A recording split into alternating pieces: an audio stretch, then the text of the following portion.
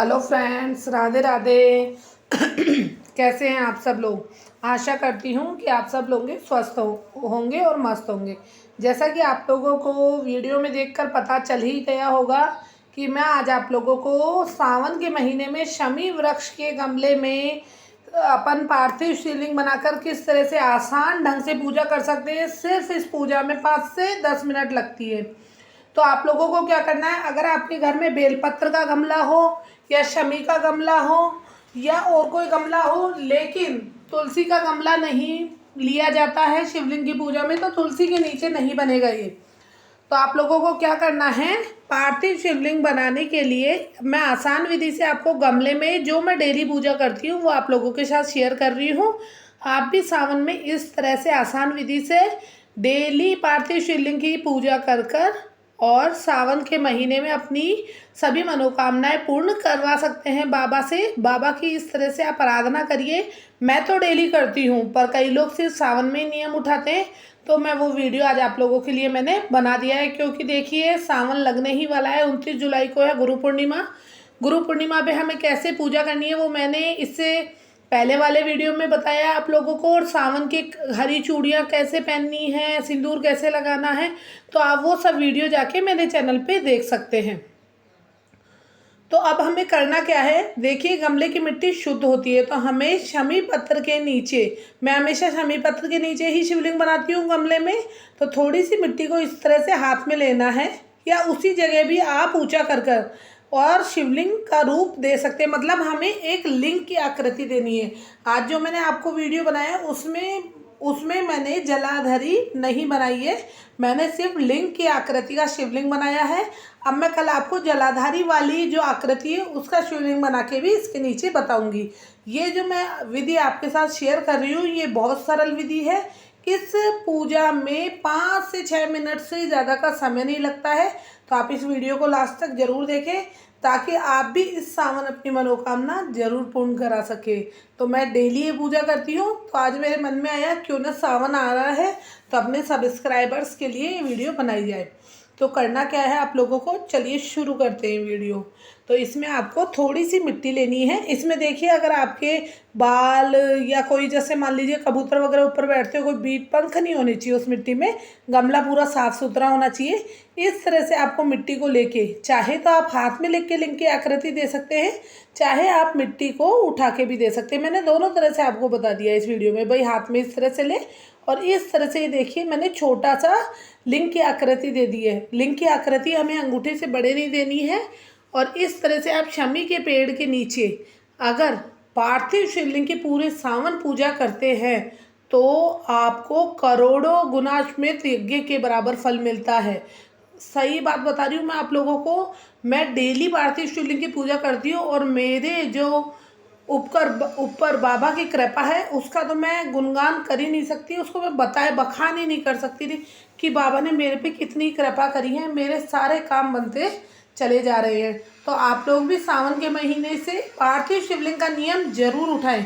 आप लोग पार्थिव शिवलिंग की पूजा का नियम जरूर उठाएं। इस तरह से शमी के गमले में आप लोग लिंग की आकृति देखकर और एक छोटा सा शिवलिंग बना ले। देखिए मैं आप लोगों को पास से दिखाती हूँ, तो आप देखिए,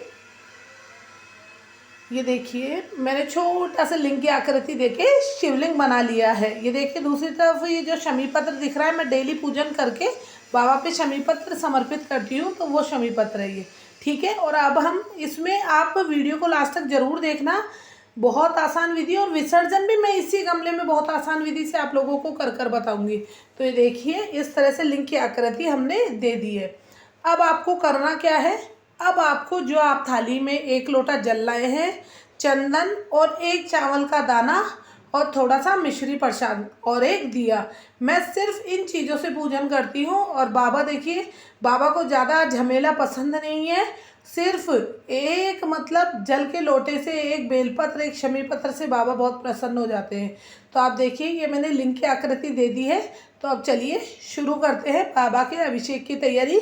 तो अब मैं बाबा के ऊपर जल समर्पित करूँगी, चंदन लगाऊंगी, चावल का दाना समर्पित करूँगी, बाबा को मिश्री का भोग लगाऊंगी और आरती करूँगी, जो कि इस वीडियो में आप लोगों को आगे दिख जाएगा। देखिए ये पार्थिव शिवलिंग है। तो इस पर हमें शुरू में ही पूरा लोटा जल भरकर समर्पित नहीं करना है। मेरा हाथ थोड़ा कैमरे के आगे आ रहा है क्योंकि मैं थाली को उठा रही थी, तो आप लोग आगे देखना वीडियो में। अब ये देखिए वीडियो इस तरह से, ये देखिए अब मैं थाली लेकर आ गई हूँ।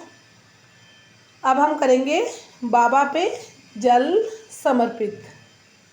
तो चलिए आप देखिए वीडियो को।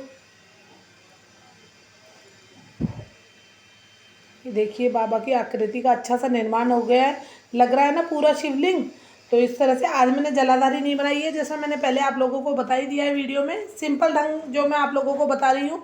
ये देखिए अब मैं बाबा पे थोड़ा सा जल आप लोगों को शुरू में डालना है, कितना, बिल्कुल थोड़ा सा जल, और उसके बाद में हम लगाएंगे चंदन। एक बार में ही 1 लोटा जल नहीं चढ़ाना है, क्योंकि देखिए मिट्टी का शिवलिंग है, खंडित होने का डर रहता है, और मिट्टी का शिवलिंग अगर खंडित होता है तो हमें बहुत बुरा पाप पड़ता है। मैंने बाबा पे जल चढ़ा दिया, देखिए चावल का दाना चढ़ा दिया और एक शमी पत्र भी चढ़ा दिया है, और इस तरह से दीपक जोड़ के मैं आप कर रही हूँ बाबा की आरती, जो कि आपको वीडियो में दिख ही रहा होगा। सबसे पहले आप लोग जल चढ़ाए, फिर चंदन लगाए, चावल का दाना चढ़ाए एक, और मिश्री का भोग लगाए, और अगर आपके पास बेलपत्र नहीं है तो आप शमी पत्र समर्पित करें। एक शमी बेल पत्र का इतना पुण्य नहीं मिलता जितना एक शमी पत्र का मिलता है, करोड़ों गुना। मतलब कितने बेलपत्र चढ़ाने का पुण्य एक शमी पत्र चढ़ाने से मिल जाता है। तो आप बाबा को शमी पत्र समर्पित करें, और इस तरह से दीपक को आप भी गमले से साइड में रख दें, क्योंकि देखिए पेड़ की पत्तियां जल जाती है तो उस पूजा का हमें पुण्य कम और पाप ज़्यादा लगता है। तो इसलिए मैं इस दीपक से आरती कर कर और गमले के नीचे इसको रख देती हूँ। अब आप लोग कुछ 5 से 10 मिनट के लिए कुछ भी अपना काम करने के लिए चले जाइए। यहाँ पर बाबा को अपनी मनोकामना बोल के आप चले जाइए। उसके बाद हम 5 मिनट बाद पार्थिव शिवलिंग का विसर्जन इसी गमलों में करेंगे। विसर्जन हम करते समय हमें अपनी मनोकामना बाबा को बोलनी है कि बाबा मैंने इस मनोकामना से तेरे इस पार्थिव शिवलिंग का इस सावन में निर्माण किया है, तुझे इस सावन मेरी ये मनोकामना जरूर पूर्ण करनी है। ऐसा कहते हुए हम बाबा का विसर्जन करेंगे जो जल हमने लिया था। और हमको जल विसर्जन करते टाइम विसर्जन के चावल छोड़कर कहना है, जाओ जाओ भोलेनाथ विसर्जन है, कल फिर आना निमंत्रण है, जाओ जाओ भोलेनाथ विसर्जन है। देखिए इस आसान विधि से मैं डेली पूजा करती हूँ। इस पूजन में आपको 5 मिनट भी नहीं लगेगी। मुझे आप लोगों को समझाना था, इसलिए वीडियो 8 साढ़े 8 मिनट का है।